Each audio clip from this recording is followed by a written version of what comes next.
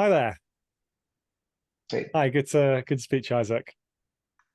thanks for inviting me.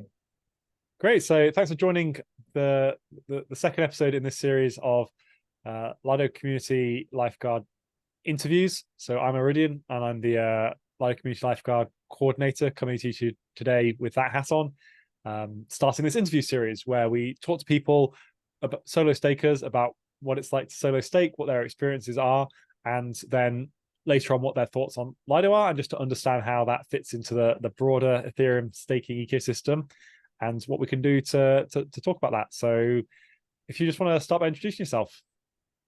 Sure. Yeah, well, I'm Isaac, and just like yourself, today I have my Ifkipu hat on.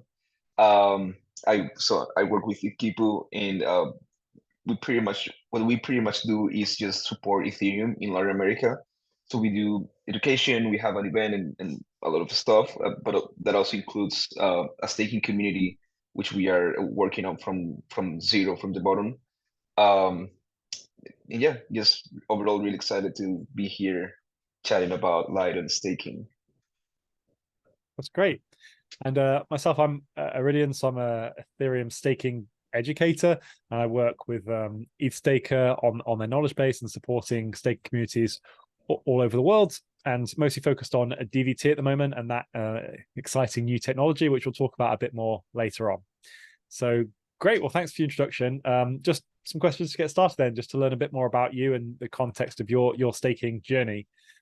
So I guess to start with, how long have you been staking for or been involved with Ethereum staking? I've been staking probably around for a year and some change. Particularly when I started staking with Gnosis chain when they had their merge. That was like an easy way, not a lot of money to experience staking with actually some rewards and all that. And I recently exited, but I've been staking ever since. Great. Yeah, my experience was similar. I started staking on test nets before the merge, so I was part of the merge process, and that was an amazing way to get started. So Yeah. yeah, sounds good. And so what's your background then on in broad strokes? Is it very technical? Is it very non-technical? Is it community orientated? What is it that you do?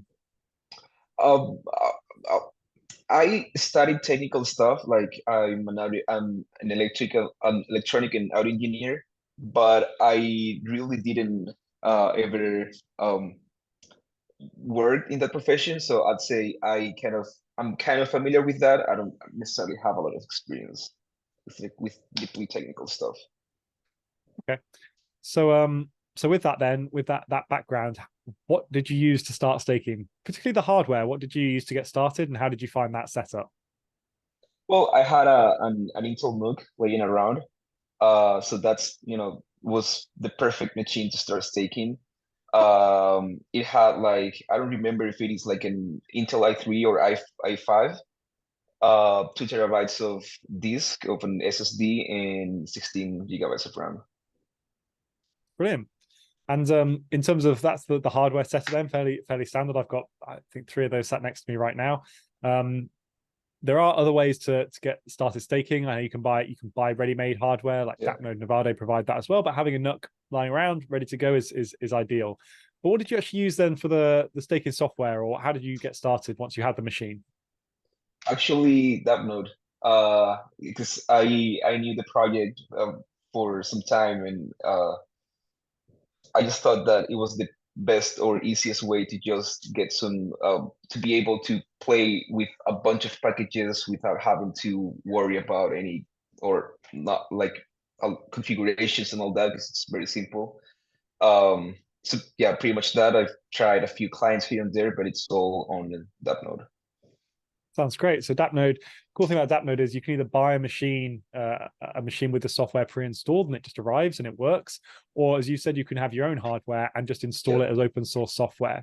And it's really easy to use. It's got this UI, and you just click on the packages you want to install. So for people less technical, or even myself who just enjoys having an easier life, it's great just to be able to click on the packages and they update. Yeah, So it's pretty great. easy. That's a really nice experience to hear. It seems to be super varied when you speak to different people. Everyone's on different technical journeys and different risk profiles and various things. So it's great to hear that from you. Okay, so we've covered the hardware and the software side of staking. So what's your experience been in general then of you staking so far? Has it been high stress, low stress? Can you sleep at night while you're doing it? How do you find it? I think it's actually pretty easy. I have had like a few rough times, especially when setting up the machine for the first time. That was a bit of a pain in the ass. Not sure why, but installing that node and then getting everything to run.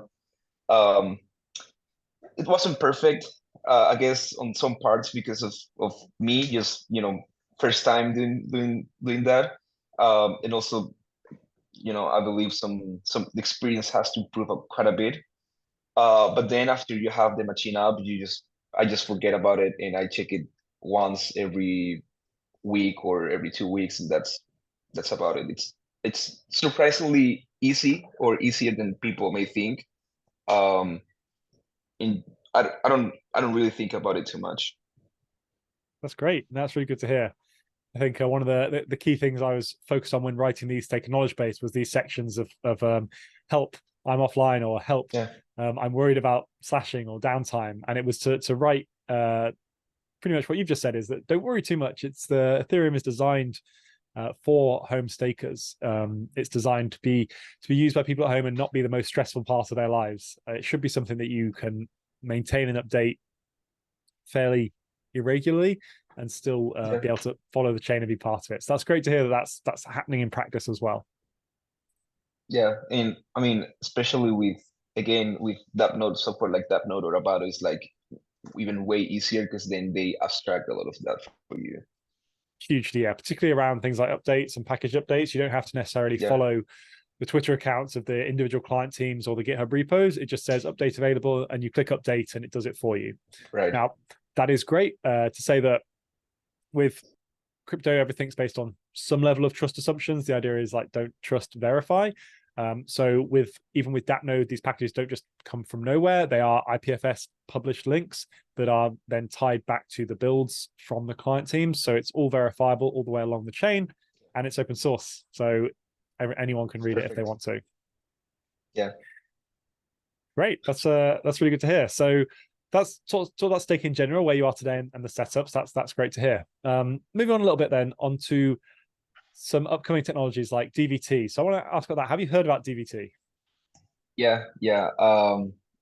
I'm fairly familiar with it. I don't think I know like all the technical details and all that, but I know distributed ledger technology.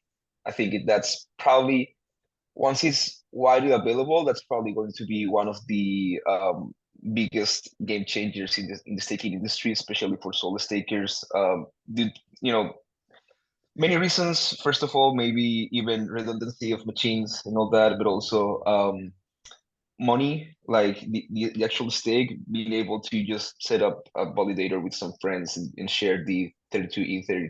It's huge. Yeah. So that's great. And just a quick follow-up question before I go back and explain DVT to people listening that don't know as much about it.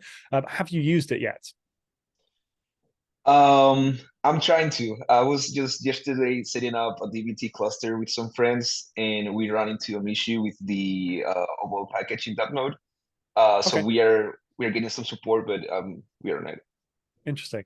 If you need any help, let me know, because I work on that package a lot with the DappNode team. So happy to help Excellent. there. Okay, cool. So, and that's the reason I'm asking these specific questions. I'm asking everyone, have you heard of DVT and have you used it? Because my plan is to keep asking those questions throughout this interview series over the next few months. And hopefully those answers will change and more people will be able to say yes, and more people will be able to say, yes, I have used it. So that's the idea there. So just taking a step back to what DVT is. So as you said, DVT is distributed validator technology. And what the simplest way to describe it is like a multi-sig, but for validators. So normally with a validator, it's like having a ledger or a wallet where you just sign a transaction. You sign something to say, yes, this is what I want. And here's my signature to say it's me doing the signing. With a validator, you've got your validator signing key. And when there's a validator duty, like an attestation or a block proposal, you sign it and say like, yes, this is me saying this is the block I want to propose to the network. Now with DVT, you split that signing key into multiple pieces, key shares, let's say 4. So you could have a 3 out of 4 cluster with a 3 out of 4 threshold. And that'd be similar to a multi-sig, where once 3 people sign it, once 3 people agree, it then becomes a valid signature and can be published to the network. So that's the simplest way to describe it. Now, the benefits you started to allude to there with increased redundancy, because if you've got 3 out of 4 people, then you've got the ability for one to go offline and it not be a problem, which then starts to get into the territory of zero downtime upgrades, where you could upgrade your machine and say, I'm going to upgrade the OS, or I'm going to upgrade the packages, and the validator doesn't go down even for a second. Yeah. You get into other improvements as well, as you said, with the potentially lower entry requirements. If you had 4 people, you could split it 8 ETH each. I like to describe that more as it lowers the trust requirements for a validator, because if you could have 32 ETH right now on your own, and you could give the validator keys to your friend with no ETH, and they could just run the keys for you. And that is a managed staking service. But then you have to put all that trust onto that one person and hope they don't do anything wrong with that key, or either maliciously or accidentally. Whereas with the trust assumptions of DVT, spreading that risk out amongst more people, you could, and this is what you can do with SSV today, you could just go on to the site, and on Go early at the moment, but soon on mainnet, you'll be able to just say, I've got a validator and I want to give a key share to each of these four operators around the world, and they would run them for you. So it's just kind of like a trust gradient where you can see it gets easier and easier for people to join, potentially with very low to no bond validation. I guess that's at least for us, that's the goal, the end game, for especially for underrepresented regions where the stake is probably the biggest problem to enter the staking space. Absolutely, yeah, and I've experienced that as well. But I've set up nodes in Kenya through DV Stakers recently, and again, just having this it couldn't really be done without DVT. Not just from like infrastructure and, as you said, like the absolute stake required, but mostly from the network requirements, the downtime, the power requirements, the stable network, and things like that. So DVT is a huge benefit, as you just said, for underrepresented communities, and that's why I'm particularly excited about it as well. Yeah. Okay, great. So we've covered your staking and what you do, and we've talked about the DVT and some upcoming technologies. That's going to be a continued theme through this series as we talk more and more about the technology itself, and as it moves on to mainnet, there'll be a lot more to talk about of, are you using it, or how is it going? Is it actually better than solo staking? Is the effectiveness higher? Is everybody missing blocks? Like, those are the things that will be talked more about in future, but we don't have that data quite yet.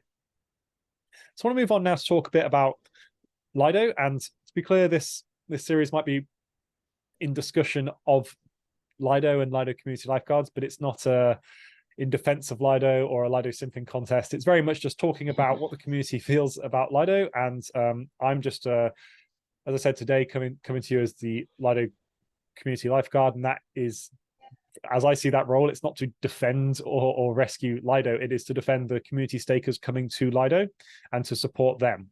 And that means that if there is someone solo staking or someone in the community that wants to in future stake with Lido, they should be protected by the lifeguards. And that's how I see this role. So that's why today I want to spend a bit of time now talking to you about, first of all, what you think about Lido in general and what you feel the community vibe is right now, the Ethereum staking community vibe about Lido. Talk through some of those concerns and just discuss them openly. Sure. Well, what do I think of Lido?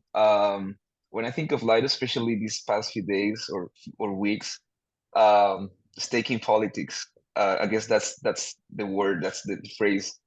I'm not too sure if I have the answer. Like, I think this is a very complex situation where you have a really big player, because that's the truth. Lido is a big player, and you have multiple opinions around it. And it also, like, it depends a lot on how you see Lido, because in one point of view, you can just see Lido as a I saw yesterday someone called Lido like an aggregator of node operators, and that's kind of fine. And if you look at the analytics and all that, all operators have, like, I don't remember if it was less than 2% of the stake.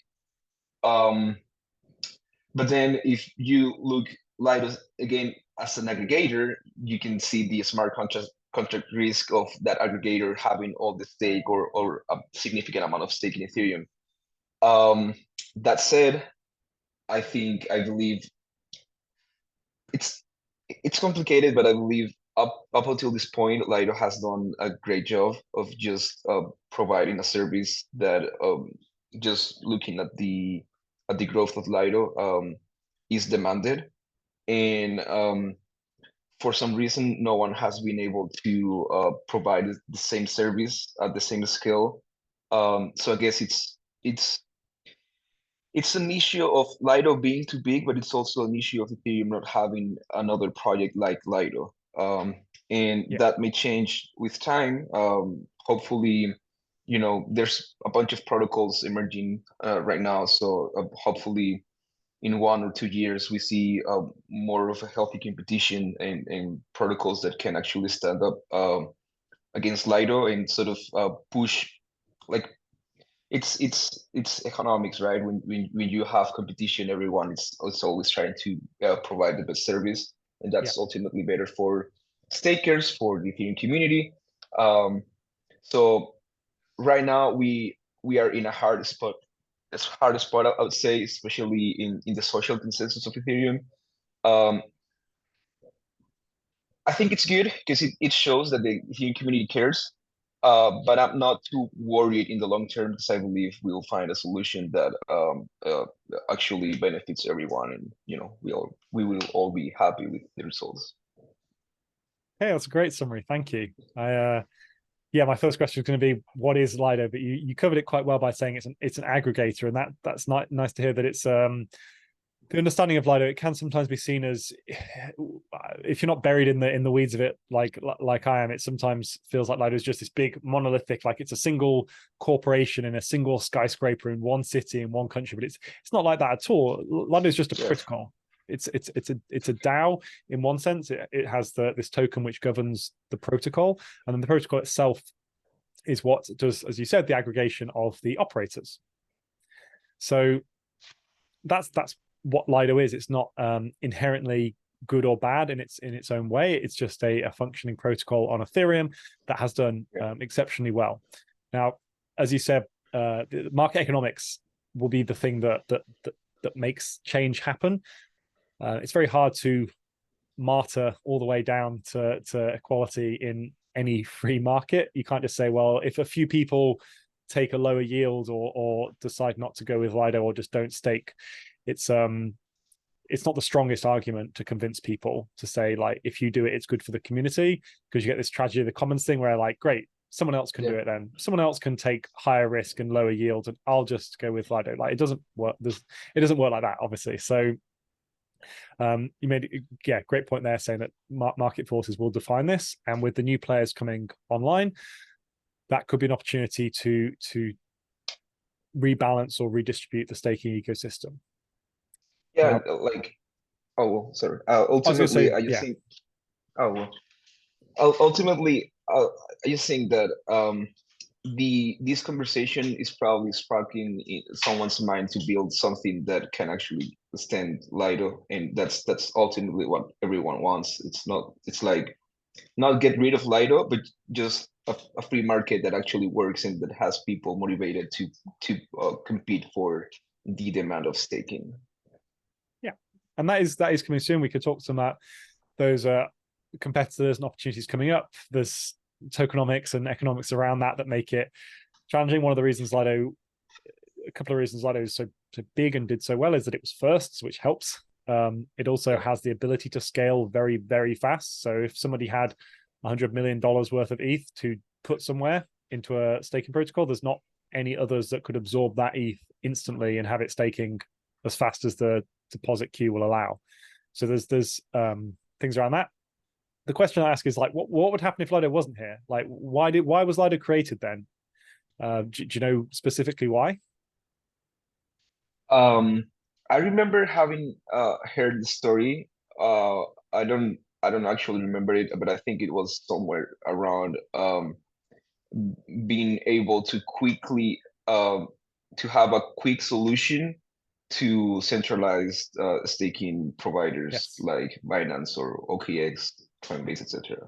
exactly. And I think that that point is missed a lot in the conversations that are, you know, on Twitter and things, that the community conversations missed, that Lido wasn't, it's not like its mantra is do evil. It's not like how to destroy Ethereum. Like, that conversation isn't happening inside of Lido at all. Like, the conversations have always been around decentralization and at least Yeah, providing a, you know, short term, as you said, like an immediate fix for the problem, which is centralized exchanges. If Lido hadn't existed, the stake, and as I said, who could absorb such large amounts of stake, that would have been centralized exchanges like yeah, Coinbase or Binance. Now, that has other problems, and it's not necessarily good for the Ethereum ecosystem if it was 50% Coinbase or Binance or any centralized exchange.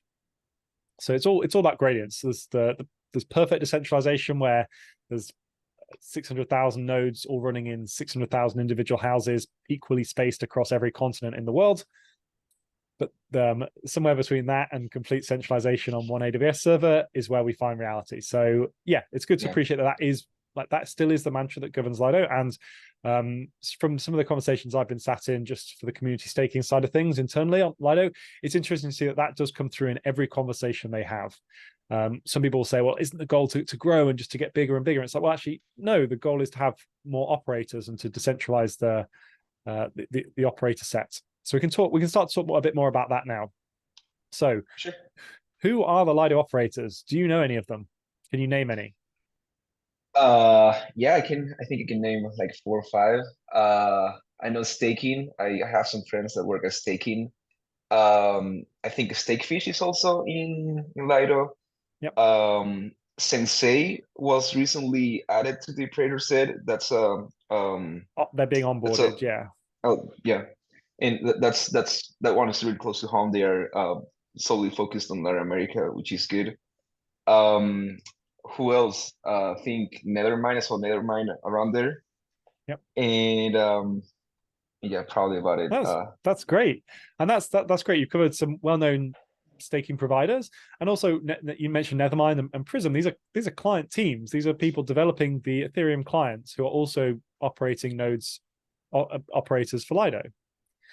Yeah. So it's not some big faceless organization, Lido's evil, as people like to pitch it as. One of the things I say is it's funny that if you speak to individual Lido contributors and you speak to the node operators, they're all nice. They all have many of them have the Ethereum goals and ethos in mind, but the emergent properties, when you put them all together and suddenly label it Lido, they become evil, which seems strange because individually they are all trying to move in the same direction and to benefit the Ethereum ecosystem. So yeah, just to break down that a little bit so people know that it is client teams, it is well-known staking providers that are under the hood in Lido, and this isn't hidden either. All this is on chain. You can go right now to the Aragon page for Lido, and it has every provider. It tells you exactly how many validators every operator is running. All the information is publicly available for that. Okay, great. So that's covered pretty much, yeah, everything about like who Lido is, and it's great to get your opinions on that. I'll then move on to then talk about their community staking module. So we've talked about what Lido is. We've talked about why they started and where they are today and the community's thoughts on that. So where do they go from here? Well, as you've said, you alluded to, they are onboarding new operators. So do you know how many they currently have? I don't know the exact number. So it's around 32. If you look on Aragon right now, it's around 32 operators. That number is going to be increased by a few, but that's the orders of magnitude we're talking about, like tens, 30s, 40s at the moment. So one way you could improve or decentralize Lido would be, without adding a single validator, you could increase the operator set. So instead of 30, 40 operators, you could have 100 or 1,000 or 10,000 operators. And that would be a huge benefit to Ethereum. It wouldn't it wouldn't change some of the other risks, like the DAO risk or the smart contract risks and various things like that. But it would make Ethereum more decentralized from the validation perspective. Because I have a question for you now then. Can Lido today, if there was a hack and something happened to the DAO, could Lido the DAO, the smart contracts, force all the validators to exit or get everybody slashed? As far as I know, no. I think the operators have some level of agency. Yes. I don't exactly know how much level, but I've heard they Lido can exactly force any of the operators to do anything Yeah. particular. So that is how it is today. The operators, they come to Lido and they say, I've generated these keys on my own. Lido have no control over validator keys at all. They make that a very big point. They don't want any control over it. That would be terrible for them. They'd have to then deal with it. So they don't control validator keys. If you came as an operator, you'd say, I've got this 100 keys or this 1,000 keys. You'd say, I want to validate for Lido. Lido would say, great, can you submit those keys to us? And then when you're ready through the various checks, we're going to fund 100 of them. And then ETH would get deposited to the beacon chain through the Lido smart contracts, and then you would become, your 100 validators would start testing. Great. But if Lido then say, we've been hacked or we're evil now or something, we want you to exit your validators or do something bad to Ethereum, the operator could just say no. Now, on the one hand, you've got the issue of that's good and bad. That creates power, that puts power in the hands of the operator. So if Lido legitimately said, can you exit your operators? We want to give your stake to some solo stakers, they'd have to agree to that. But it also does have this check on tyranny element to it right now, where Lido isn't as centralized as people think, because the DAO can add new people and it can withhold stake, but it can't actually, in its current form, cause a bad thing to happen. That's fair. I think, and yeah, I think that's interesting because then and as you see, like I was just looking at the graphics for every validator for every operator. I think that creates an interesting dynamic because they all, I think they have like a goal for every validator to have like a certain amount of stake in that to be very distributed, like very equal across all operators, at least in the centralized form. Yeah. So if anyone, like the operators having power keeps Light in check, but the operators being so distributed helps keep every other operator in check as well. I think that's Yes. very interesting. And the way Lido works is that it's not bond based, it's reputation based. So if you wanted to be a Lido operator right now, you would come with your reputation and you would say, hey, I am Eridian. I'm not a Lido operator and I don't plan to be as part of the curated set. And that's so. But if I did today, I say, hey, I'm Eridian. This is who I am. This is what I run. Here's my track record, and that would be what would keep me in check. Essentially, that would be my bond, would be my reputation, and that's how it's done at the moment. Interestingly, to touch on this, there is an EIP 7002 that's been proposed, which would be withdrawal address triggerable exits. So you could actually trigger withdrawals from the execution layer, which would be the smart contract that controls the exits. So that would be an Ethereum change that would create a big shift, like a governance. It wouldn't necessarily change anything directly, but suddenly you'd have the power shift would change from the node operators in that sense to the Lido smart contract, which has pros and cons. It would allow things to be a lot more automated, and you could force redistribution, which would mean that big players could be forced down to be smaller and really distribute the stake out to more solo stakers, which would be great. But it does also centralize that risk around the DAO votes and things like that.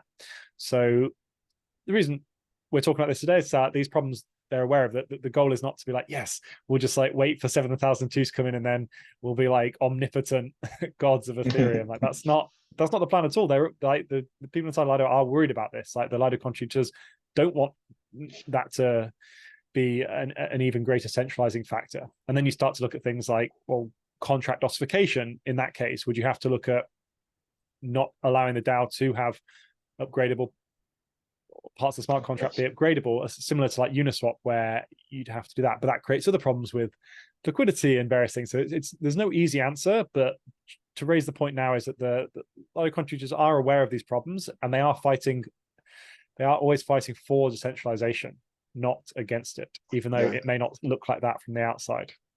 I was looking recently at Sasha's presentation on dual governance as well, which I think it's Yes, also a huge improvement to at least for the current status quo of Lido. hugely, yeah, and things like that really important to as the protocol grows and moves along. I was just going like DAO governance is a bit like designing by committee, where it's like, hey, I want to change the color of this button, and then 20 people or 100 people get a vote on it. It's not a great way to do things quickly or to move fast. But as protocols get larger, having these checks on power is really important. So it's just an evolution and a maturity thing as the protocol grows. So yeah, dual governance is definitely something people should check out if they haven't read that proposal. It's really interesting and gives some of the power to the STETH holders, not to propose changes, but to reject changes. So if either Lido DAO was considered evil or considered acting not in the best interest of the STETH holders, then they could veto an upgrade or a change. That's the summary of the proposal, but I'd recommend checking it out on the Lido research forum. Okay, so it's really interesting. Finally, then we'll talk about Lido, where Lido is going next. So we had the Lido v2 upgrade and the Lido v2 proposal. Do you know anything about that? Do you know much about what the Lido v2 and modules are? Yeah. Well, we've chatted a bit before about this. So that's the V2 is incorporating modules into the staking router in a way where like if I remember correctly, the way is like curated modules, approved modules from the community can be added to the staking router so that maybe, I don't know, there's a module for DBT, so DBT operators can plug into Lido and receive some of the stake from depositors in Ethereum, or if maybe even bond base with, I don't know, 1, 2, 3, 4, 5, whatever the amount of Ether is, that can be also a module of the staking router, and you name it, it can be a module. Yeah. So Something that's like it. that. That's a great summary. So yeah, the modules right now in V2, you could think of the curated set, the existing set of 30 plus operators. They are one module. They're just the first one because that's what exists. And all the stake goes into the staking router and just goes to them right now.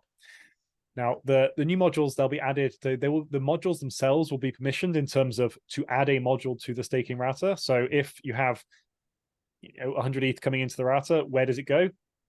The distribution of that could be some percentage to these other modules, and they would be voted on by the DAO to be added. But the actual requirements of the module itself can be customized. So as you said, we could have the Lido team right now working on the solo staking module, which is similar to something, say, like Rocket Pool, where people come with a bond and then get a whole validator and stake it and run it with the stake provided. And that would be something like a 2 ETH bond, a staked bond, where you actually earn on the bond at the same time. You earn a yield on the bond, Nice. and then you run the validator. And that would be permissionless, so it would allow anybody to join. And as I said, that would be when I would love to be part of it, when it's permissionless. So Same. that's one of the modules that they're working on, and we'll talk a bit more about that towards the end of this talk. Other modules, as you mentioned, like DBT modules, so OBOL SSV, they could submit modules they could develop and submit modules, and that would allow them to integrate directly from this flow of ETH. So Lido has the problem Lido has is too much ETH comes into the front door, and they need to work out where to put it. If they had the option of putting it into these permissionless modules or more decentralized modules, that would be great. And that's what they're looking to do. So it's not going to be on the order of like thousands of these modules. It's probably on the order of tens once it gets going. And the first few are being built right now, particularly the solo staking module is being designed. So that's where Lido is moving to. That's how they're going to be decentralizing the stake that they have, that is they already have. And they're looking at ways to just redistribute that without causing massive problems with exit and withdrawals and things like that. But that's the idea. So that's how staking modules are going to work. So we can talk now finally about the solo staking module and what that would look like, and just to get your thoughts on that as a solo staker and what you think the community would, how they would perceive that. Sure. Yeah. Should I or Yeah, so I think the question then is, if you had this 2 ETH bonds that you could, if there was an option to stake with Lido where there was a 2 ETH bond and you put that in and that bond earns a yield as well, and then you are given a validator key to run, would that be something that interests you? Why, and what would be your concerns as well? that definitely be interesting. Um, I so as part of what we are doing, or at least as part of what I am interested is the smaller the bond, the better, for not only for me but for my community or whatever. I guess it's way more accessible. To ETH, it's pretty good, at least for the current landscape. I think the lowest now is Stater or Rocket Pool, somewhere around 4 and 8. So two, it's a significant improvement as well. Um, and this may be a bit um depends on who you ask, but that's also a benefit being with Lido, because being big is a political problem, but it's also a good thing because you have a lot of eyes on top of Lido. So that's also, I guess, a bit of a plus. Like you are fairly sure that Lido has enough eyes, enough runway to make sure that the module and the whole protocol is properly being taken care of. Um, You mean that so specifically ensure, from like a security and audits perspective? Do you mean from like a yeah, smart yeah, contract level? Yeah. yeah. Like one of my biggest concerns with protocols in general is how fast Ethereum moves. So you may see one protocol today and it may not be here in 2 years because of XYZ. Um, and right now, probably Lido and Rocket Pool and a few others are the only ones that you can say with a high level of certainty that they are going to be here working just as well in a few years. And that's, at least for me, that's important. Um, as far as concerns, mm, I mean, of course, I would have to read more into the specifics of the module, like I don't know, conditions and all that, and how it works. But I don't think I'm too concerned beyond the political instability of Lido right now, which it's important, but I don't think it's specific to the solo staking module. Yeah. Um, and but again, I know there's a lot of resources in Lido going towards solving a lot of that in many ways, in many layers, in smart contracts, governance, yada yada yada. Uh, and yeah, pretty much that. Brilliant. That's a great summary. It's nice to hear people's thoughts on it, because this team is currently building it and they want to build something that people want and that people will use, or people will at least understand.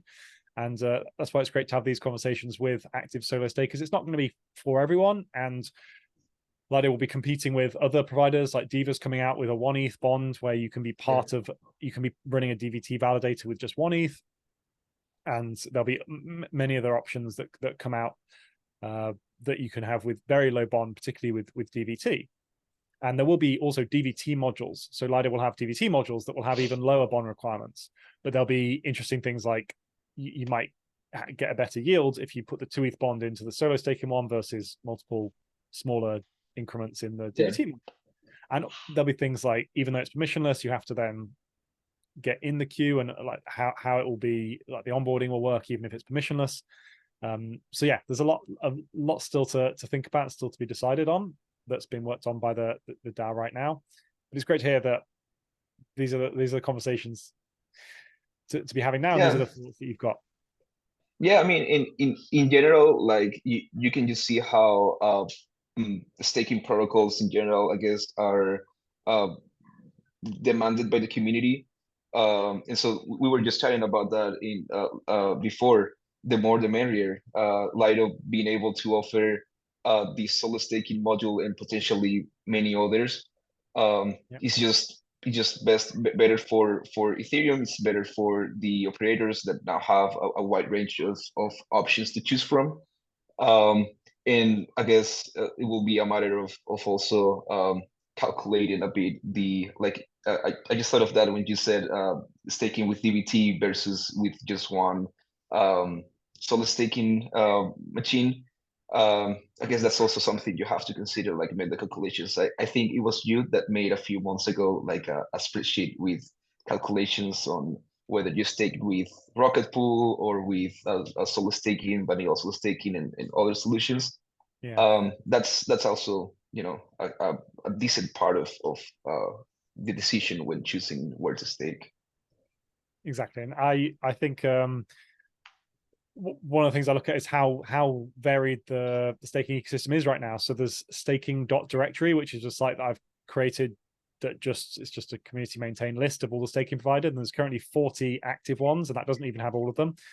But there's at least 40 active staking providers on there which can be used, and that list is going to keep growing with some under development. So yeah, Lido will just be one of those on the list. And if people choose other options because they're better, then that's great for Ethereum, and it's great for everybody. So that's not a bad thing. It's hard for people to grasp it. This isn't the traditional economics like winner takes all, and that's okay. It really is. It can be a benefit to everyone if the stakers get what's best for them, and therefore Ethereum is more diversified. So it really can be a win-win in this case. Yep, for sure. Great. I'm actually really looking forward to it. That's brilliant. Well, thank you so much for taking the time as I've talked today. Yeah, if you have any links to your community or anything, we'll share this below if this goes on YouTube in the description. So please share links to your community, and we'd love to catch up again in a few months. Some of these questions, hopefully your answers will have changed around like have you used DVT, and also questions around how you're staking and getting involved with various things. So thanks so much for joining today. Thanks for inviting me. It was a pleasure. Brilliant. All right, speak to you soon. Bye. Bye. Ciao.